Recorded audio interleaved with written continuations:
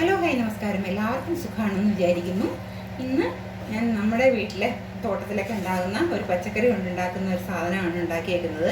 പക്ഷേ നമ്മളെ വീട്ടിൽ നമ്മൾ സ്ഥിരമായിട്ട് ഉണ്ടാക്കുന്നത് ഇതുകൊണ്ട് മെഴുക്കുരട്ടിയൊക്കെയാണ് ഉണ്ടാക്കുന്നത്, അല്ലെങ്കിൽ കൂടിപ്പോയാൽ അവിയലിടുക സാമ്പാർ ഇടുകയൊക്കെ ചെയ്യും. പക്ഷേ ഞാനിത് ഇന്നൊരു നോർത്ത് ഇന്ത്യൻ രീതിയിലുള്ള ഒരു കറിയാണ് ഉണ്ടാക്കിയേക്കുന്നത്. ഇങ്ങനെ ഉണ്ടാക്കി കൊടുക്കുമ്പോൾ കുട്ടികളൊക്കെ നല്ലതുപോലെ കഴിക്കും കേട്ടോ. നമ്മൾ മെഴുക്കുരട്ടിയൊക്കെ ഉണ്ടാക്കി കൊടുത്തു കഴിഞ്ഞാൽ അവർക്ക് കഴിക്കാൻ വലിയ പാടാണ്. പക്ഷേ ഈ രീതിയിലൊന്നും ഉണ്ടാക്കി കൊടുത്തു നോക്കുക കേട്ടോ. നമുക്ക് നേരെ പോകാം വീഡിയോയിലേക്ക്. ഒരുവിധം കുട്ടികൾക്കും മുതിർന്നവർക്കും ഒന്നും ഇഷ്ടമല്ലാത്തൊരു കാര്യമാണ് ഈ വഴുതന എന്ന് പറയുന്നത് അല്ലേ. അതൊരു കശർപ്പാണ്, അത് കഴിക്കാനായിട്ട് മിക്കവർക്കും ഇഷ്ടമുണ്ടാവില്ല. അപ്പോൾ നമുക്ക് നോർത്ത് ഇന്ത്യൻസ് ഒക്കെ വയ്ക്കുന്ന രീതിയിൽ ഇതൊരു മസാല ഉണ്ടാക്കാം. എങ്ങനെയാണെന്ന് നോക്കാം. ആദ്യം ഈ വഴുതന ഇത്രയും വലുത് ആണോന്നൊന്നുമില്ല കേട്ടോ.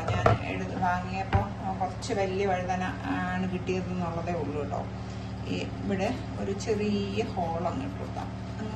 കട്ട് ചെയ്തെടുക്കരുത്. ഇതേപോലെ ഒരു 3-4 സ്ഥലത്ത് ഇങ്ങനെ നമ്മളിങ്ങനെ അപ്പുറത്തെ വശം കാണുന്നത് നമുക്ക് ഇതിനുള്ളിൽ ഒരു സാധനം വയ്ക്കുന്നതിന് വേണ്ടിയിട്ടാണ്. ഇതിന് പണ്ടൊക്കെ ആൾക്കാർ തീയിലിട്ട് ചുട്ടെടുക്കുകയാണ് ചെയ്യുന്നത്. ഇപ്പോൾ ആ തീയിലിട്ട് ചുട്ടെടുക്കാനുള്ള സംവിധാനം എനിക്ക് ഇല്ലാത്തത് കൊണ്ട് ഞാൻ ഗ്യാസ് അടുപ്പിൽ വെച്ച് തന്നെയാണ് ചെയ്യുന്നത് കേട്ടോ. ഇതിപ്പോൾ ഞാനിപ്പോൾ കുറച്ച് ഇങ്ങനെ ആക്കി വെച്ചിട്ടുണ്ട് കേട്ടോ. ഇതേപോലെ ഇതിനുള്ളിൽ നമ്മുടെ വെളുത്തുള്ളി ഉണ്ടല്ലോ, വെളുത്തുള്ളി അങ്ങ് ഇൻസേർട്ട് ചെയ്ത് വെച്ച് കൊടുക്കും. അടുത്ത സ്ഥലത്തും അതേപോലെ എടുക്കുക. അവിടെ ഞാൻ പച്ചമുളകാണ് വെച്ച് കൊടുക്കുന്നത് കേട്ടോ. നമ്മളതിൻ്റെ സ്കിന്നൊക്കെ എടുത്ത് മാറ്റും, അങ്ങനെയാണ് എടുക്കുന്നത്. അപ്പോൾ ഇതേപോലെ ഞാനൊരു എല്ലാ ഹോൾസിലും ഇതേപോലെ വെളുത്തുള്ളിയും പച്ചമുളകും വച്ചെടുത്തിട്ട് വരാം. എല്ലാ സ്ഥലത്തും ഓരോന്ന് ഇൻസേർട്ട് ചെയ്ത് വെച്ചിട്ടുണ്ട്. വെളുത്തുള്ളിയും പച്ചമുളകും മാറി മാറി ഇങ്ങനെ ഇൻസേർട്ട് ചെയ്ത് വെച്ചിട്ടുണ്ട്. ഇത്രയും വലുതായതുകൊണ്ടാണ് ഞാൻ ഇത്രയും അധികം വെച്ചത് കേട്ടോ. ഇനി നമുക്ക് ചെയ്യേണ്ടതെന്ന് വെച്ചാൽ നമ്മൾ ഒന്നുകിൽ കനലിലിട്ട് ചുട്ടെടുക്കുക. ഞാനിപ്പോൾ ഗ്യാസ് അടുപ്പിൽ വെച്ചിട്ടാണ് ചെയ്യുന്നത് കേട്ടോ. എങ്ങനെയാണെന്ന് കാണിച്ചു തരാം. ഗ്യാസിന്റെ ഫ്ലെയിം ഓൺ ചെയ്തിട്ടുണ്ട്. ഞാൻ ഇങ്ങനെ വെച്ച് കൊടുക്കുകയാണ് ചെയ്യുന്നത്. കുറച്ച് സമയം എടുക്കും ഇത് കിട്ടാനായിട്ട്, ഒന്ന് വേഗണം.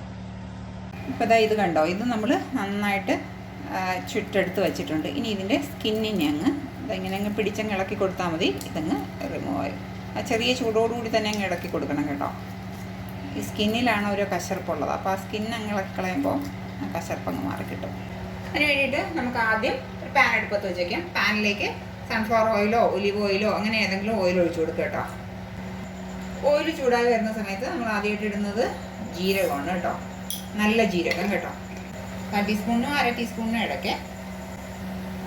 ജീരകം ഒന്ന് ചൂടായി വരുമ്പോൾ നമുക്ക് ആ ഇട്ട് വെച്ചിരിക്കുന്ന സവാള ചെറുതായിട്ട് ചോപ്പ് ചെയ്തിട്ട് അതിനെ അങ്ങ് ഇട്ട് കൊടുക്കാം കേട്ടോ. കുറച്ച് ഉപ്പും കൂടി അങ്ങ് ഇട്ട് കൊടുക്കും. ഉപ്പും കൂടി ഇടുമ്പോൾ ഒരു ഗുണം എന്താണെന്ന് വെച്ചാൽ പെട്ടെന്ന് ഈ സവാള വാടി കിട്ടുകയും ചെയ്യും. ഇതൊന്ന് ഇളക്കിയിട്ട് നന്നായിട്ട് വാടി വരണം കേട്ടോ. ഇതിൽ നമുക്ക് കുറച്ച് പൊടികളൊന്ന് ചേർത്ത് കൊടുക്കാം. ആദ്യം മഞ്ഞൾപ്പൊടി, മുളക് പൊടി. മുളക് നമ്മൾ പച്ചമുളക് അതിനുള്ളിൽ വെച്ചിട്ടുണ്ട്, അപ്പോൾ അതുകൊണ്ട് കാശ്മീരി മുളക് പൊടിയാണ് ഞാൻ ഇടുന്നത്. ഗരം മസാല, ഒരു 1/4 ടീസ്പൂൺ മല്ലിപ്പൊടി. ഇപ്പോൾ ഒരു 2-3 മിനിറ്റ് കഴിഞ്ഞിട്ടുണ്ട്. ഇത് മതി. ഇനി ഇപ്പം ഞാൻ എടുത്ത് വെച്ചിരിക്കുന്ന നേരത്തെ തക്കാളി ഇല്ലേ, അതിനെ ഒന്ന് ആ ഒരു ചോപ്പറിലിട്ട് ഒന്ന് നന്നായിട്ട് ചോപ്പ് ചെയ്ത് എടുത്തിട്ടുണ്ട്. പെട്ടെന്നായി കിട്ടാൻ വേണ്ടിയിട്ടാണ്. നമ്മൾ ഈ വഴുതന ചുട്ടെടുത്തില്ലേ, അതേപോലെ തക്കാളിയും ചുട്ടെടുത്ത് കഴിഞ്ഞാൽ കുറച്ചും കൂടി ടേസ്റ്റ് കൂടുതലാണ് കേട്ടോ. പച്ചമുളകും എല്ലാം കൂടി ഇങ്ങനെ കിടന്ന് ഇതൊന്ന് ഒരു 2-3 മിനിറ്റ് നമുക്കൊന്ന് അടച്ച് വെച്ച് കൊടുക്കാം. ഒന്ന് ഓപ്പൺ ചെയ്ത് നോക്കാം. ഞാൻ ഒരു പ്രാവശ്യം ഓപ്പൺ ചെയ്ത് ഒന്ന് ഇളക്കി ഇട്ട് കൊടുത്തിട്ടുണ്ട് കേട്ടോ. കാരണം കുറച്ച് അകം ഫുള്ള് വേകാനുള്ളതാണൊക്കെ എനിക്ക് തോന്നി. ഞാൻ നിങ്ങൾ എടുക്കുമ്പം ചെറിയ ബ്രിഞ്ചൽ നോക്കി എടുക്കണം കേട്ടോ. ഒരു 1/2 കപ്പോളം ചൂടുവെള്ളം ഞാൻ ഒഴിച്ച് കൊടുത്തിട്ടുണ്ട് കേട്ടോ. ഈ സമയത്ത് ഉപ്പുണ്ടോ എന്ന് നോക്കി കൊടുക്കുക കേട്ടോ. ഉപ്പ് കുറവാണേ. നല്ല ടേസ്റ്റാണ്. ബ്രിഞ്ചലാണെന്നൊന്നും അറിയില്ല, വഴുതനയാണെന്നൊന്നും അറിയത്തില്ല. നമുക്ക് നോക്കാം.